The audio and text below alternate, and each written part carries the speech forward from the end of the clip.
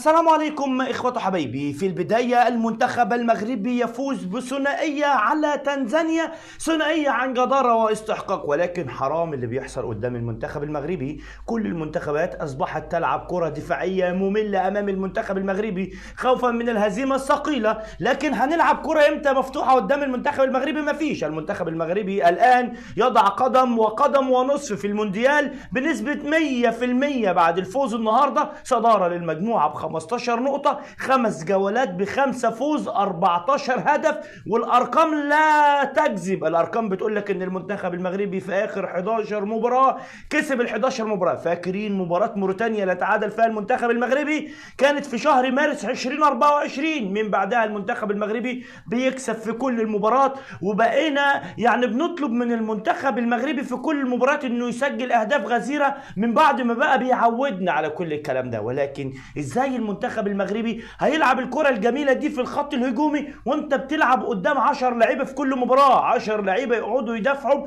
ويقعدوا يشتتوا في كل كرة. طب يا جماعة، هتلعبوا كرة قدام المنتخب المغربي امتى؟ يعني انتوا هتلعبوا كرة. لكن حرفيا المنتخب المغربي النهاردة عمل يعني شوط تاني افضل بكتير من الشوط الاول، والتسجيل في الدقيقة 50 الهدف الاول كان لنايف اكرد، ثم ركلة الجزاء اللي كانت موجودة لمزراوي اللي كان من نجوم المباراة النهاردة، عمل كرة حلوة واخترق وعدى وخد ركلة الجزاء. ودياز اللي بيسجل ركلة الجزاء في الجانب اليمين او على يمين الحارس نموذجية، ويعني يصل الى الهدف رقم 8 مع الاسود. يعني النهارده شفنا كابتن وليد الرجراجي عمل تغييرات على المباراة اللي فاتت. بدأ بالصبيري والزلزولي اللي نزلوا غيروا المباراة في الشوط اللي فات في المباراة اللي فاتت، يعني اداء محترم جدا. كمان كان بدأ بالخنوس النهارده وعمل اداء كويس جدا رغم غياب اشرف حكيمي في الجانب اليمين، الا ان مزراوي النهارده كان جيد جدا. المنتخب المغربي النهارده قدام الجمهور اللي بصراحه الجمهور المغربي جمهور محترم جدا، جمهور شجع ووقف جنب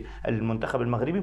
ولكن من بعد انجاز المغرب في كاس العالم واصبحت المنتخبات الافريقيه ممله، حرفيا اصبحت المنتخبات الافريقيه عارفه قيمه المغرب. فانا لو فتحت خطوطي هاخد على دماغي. يعني المنتخب المغربي لعب قدام زامبيا 2-1، جمهوريه الكونغو فكروا يفتحوا خطوطهم، راح المنتخب المغربي كسبهم 6، امام الجابون 4-1، لوسوتو 1-0، افريقيا الوسطى 5-0، تاني افريقيا الوسطى 4-0، الجابون 5-1، كسبوا الجابون 5-1، المغرب ولوسوتو 7-0. اي منتخب افريقي فتح خطوطه خسر 7-5. ولذلك النيجر في المباراه اللي فاتت قعدوا يدافعوا، والنهارده تنزانيا اللي عندهم بعض اللعيبه الجيده كانوا بيدافعوا طول المباراه. ليه؟ رحم الله امرئ عرف قدر نفسه، رحم الله امرئ عارف ان هو لو يعني دخل في خناقه قدام المنتخب المغربي وخناقه كرويه هيخسر. احنا بنتكلم النهارده ان عندك حلول كتيره، ولكن الحلول الهجوميه قدام 9 لعيبه، يعني انا مهما هرفع كوره عرضيه صعبه. رغم ان كده اكيد طبعا في شويه تظبيطات لازم تبقى موجوده في المنتخب المغربي، لازم يبقى في سرعه، لازم الحلول تبقى اكتر من كده،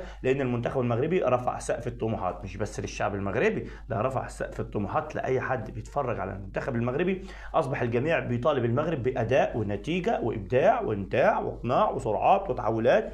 لكن مفيش مشكله، النهارده انت يعني عرفت من اين تؤكل الكتف، خدت 3 نقاط حلوين قوي، 15 نقطه بفارق. يعني ايه؟ نيجر عندها 6 نقاط، المنتخب المغربي بنسبه 100% سيصل الى كاس العالم. وطبعا احنا دلوقتي ما بقيناش نقول مبروك على الوصول الى كاس العالم، لا ده احنا بقينا نقول احنا مستنيين انجاز اخر في كاس العالم. شفت المنتخب المغربي بقى عليه ضغوط قد ايه، والمطالبه ان لازم يكسب في كل حاجه ويعمل افضل حاجه. الله يكون في عون بصراحه المنتخب المغربي، ولكن مليون مبروك، نفرح دلوقتي والقادم افضل ان شاء الله. اخواتي وحبايبي، سلام.